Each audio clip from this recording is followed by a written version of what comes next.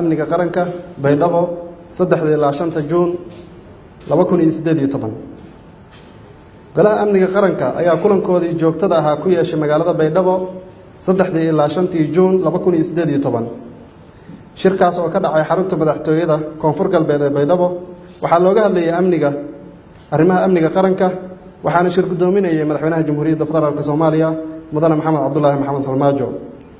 waxaa sidoo kale shirka ka soo qayb galay ra'iisul wasaaraha xukuumadda federaalka Soomaaliya mudane Xasan Cali Khayre madaxweynaha dowlad goboleedka Puntland mudane Cabduweli Maxamed Cali Gaas madaxweynaha dowlad goboleedka Jubbaland mudane Axmed Maxamed Islaam madaxweynaha Koonfur Galbeed mudane Shariif Xasan Sheekh Aadan madaxweynaha Galmudug mudane Axmed Ducaale Geelle Xaaf madaxweynaha Hirshabeelle mudane Maxamed Cabdi Waare gudoomiyaha gobolka Banaadir ahna duqa magaalada Muqdisho mudane Cabdiraxmaan Cumar Cusmaan Injineer Yariiso wasiirka koowaad ee Galmudug Sheekh Maxamed Shaakir Cali Xasan wasiirka arrimaha gudaha federaalka iyo dib u heshiisiinta dowladda federaalka Soomaaliya wasiirka amniga gudaha wasiirka difaaca la taliyaha amniga qaranka wasiirada dowlad goboleedyada iyo taliyayaasha ciidamada qalabka sida goluhu wuxuu u mahadcelinayaa madaxweynaha Koonfur Galbeed mudane Shariif Xasan Sheekh Aadan iyo dhammaan hay'adaha iyo shacabka Koonfur Galbeed oo si habsami leh u martigeliyay shirkan goluhu wuxuu sidoo kale u mahadcelinayaa ciidamada amniga Koonfur Galbeed ciidamada xoogga dalka Soomaaliyeed iyo ciidamada AMISOM qodobka koowaad arrimaha amniga goluhu markii uu dhageystay talooyinka ay soo jeediyeen guddiga farsamada ee amniga qaranka tixgeliyeen aragtida iyo talooyinka ku saabsan amniga dalka goluhu wuxuu isku raacay qodobada hoos ku xusan kow madax bannaanida golaha amniga qaranku wuxuu adkeynayaa midnimada wadajirka iyo madax bannaanida Soomaaliya in ay tahay lama taabtaan laba ka hortagga khataraha golaha amniga qaranka markii uu dhageystay khataraha amni ee argagixisadu ka geysanayaan dalka waxa uu adkeynayaa in la dardar geliyo qalabaynta iyo tayeynta ciidamada qalabka sida labada heer lana siiyo tababaro iyo xirfado la xiriira qaababka looga hortagi karo falalka argagixisada qorshaha kala guurka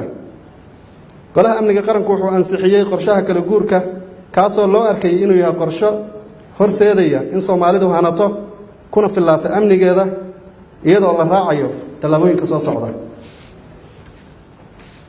kow in si wadajir looga miro dhaliyo fulinta wajiga koowaad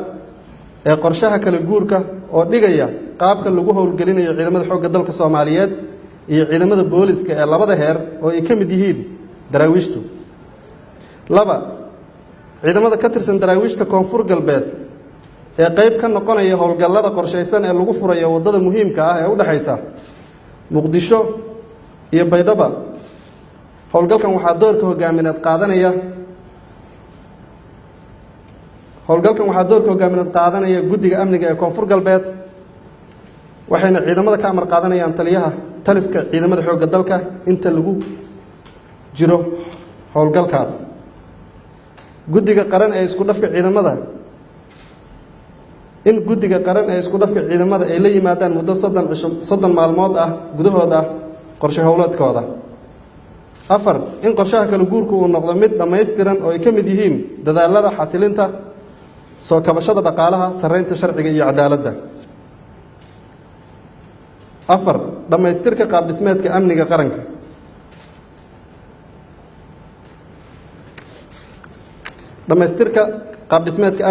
goluhu wuxuu ansixiyay in muddo 30 maalmood gudahood ah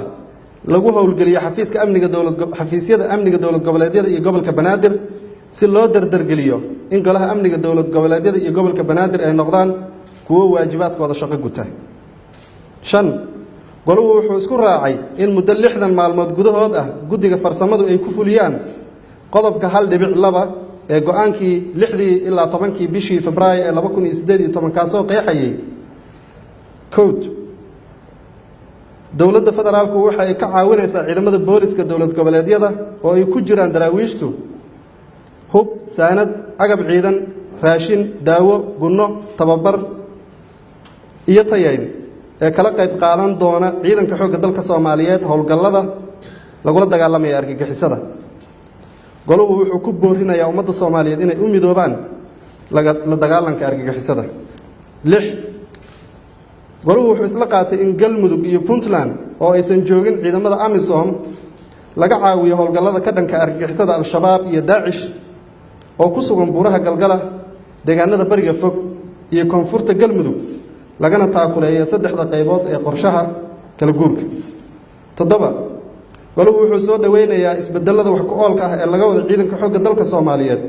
oo ay ka mid yihiin sida qaab dhismeedka ciidanka, midaynta tababarka iyo hagaajinta anshaxa iyo aadaabta ciidanka,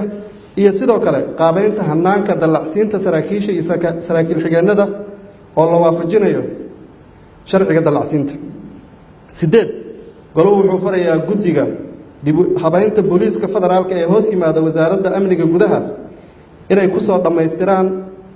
qaabka dib u habaynta booliiska federaalka ah muddo 90 maalmood gudahooda. 9 goluhu wuxuu bogaadinayaa howlgallada sugidda amniga caasimadda iyo barnaamijka darisaynta ee ka socda degmooyinka gobolka Banaadir, wuxuuna qirayaa in deegaanada ku dhow caasimadda ee Shabeellaha Dhexe iyo Shabeellaha Hoose ay qayb muhiim ah ka yihiin sugidda amniga caasimadda.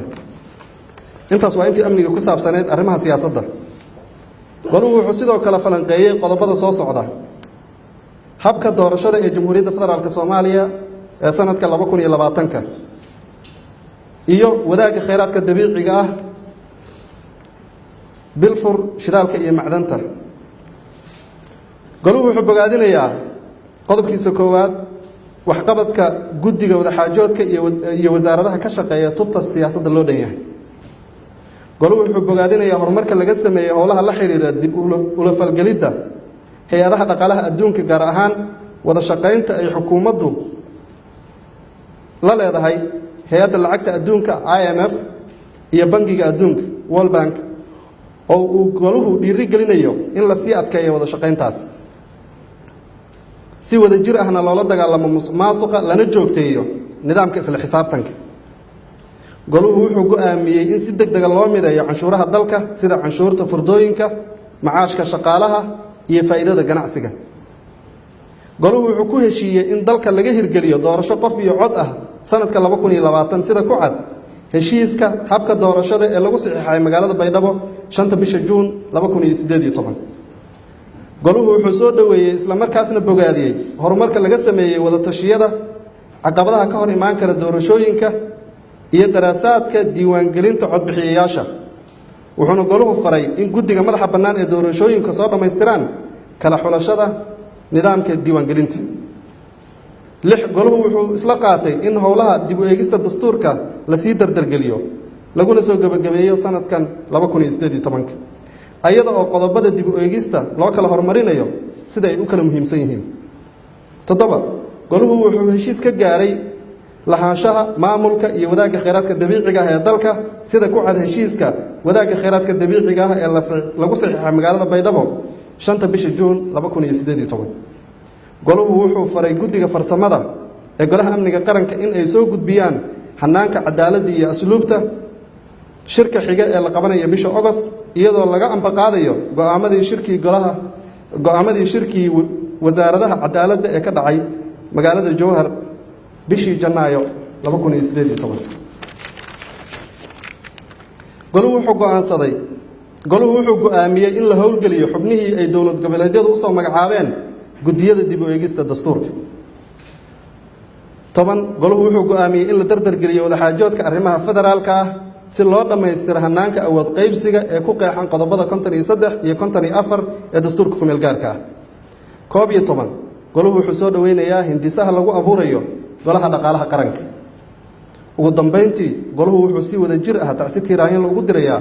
xildhibaanadii iyo dhammaan dadkii ku dhintay weeraradii xaqdarrada ahaa ee ka dhacay degmada Balcad ee gobolka Shabeellaha Dhexe. wabilaahi tawfiiq.